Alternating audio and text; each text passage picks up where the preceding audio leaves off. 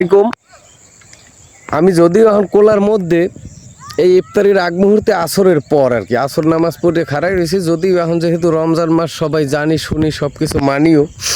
তো আমি যে ব্যাপারে আর কি কথা কইতে হিন আইছি সেই বিষয়টা হলো যে মানুষের আর কি দীর্ঘদিনের একটা অভ্যাস পরিবর্তন করা খুবই কিন্তু কঠিন একটা ব্যাপার। এর মধ্যে আমি যে ব্যাপারটা শেয়ার করবো সেটা হলো আমার বাচ্চা করে আমি প্রতিনিয়তই কম বেশি আর কি ওই যে খাবারগুলো খাওয়াইতে যাই, ও আমার হাতে খুব খাবার খায়, তা খাবার যেটা উপরে সেটা আবার আমি খাইয়ে থই।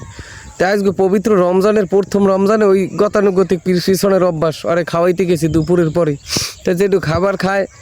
যেটু ওপরছে সেটু আর কি আমি খাইয়ে থুমু বাপ, এর মধ্যে আর কি মুখ থেকে আনছি, এর মধ্যে মনে পড়ছে যে আজকে দিয়ে হারে সর্বনাশ কাম তো হয়ে গেলে এই তাই আর কি আমি ব্যাপারটা আর কি বুঝতে চেয়েছি আসলে দীর্ঘদিনের গঠিত অভ্যাস ত্যাগ করা কিন্তু খুবই কঠিন একটা ব্যাপার আর কি। আমি বাস্তব অভিজ্ঞতার সম্মুখীন হইলে বিদায় আপনাকে একটু আর কি জানাইলাম। যাই হোক, ধন্যবাদ, সবাই ভালো থাকবেন।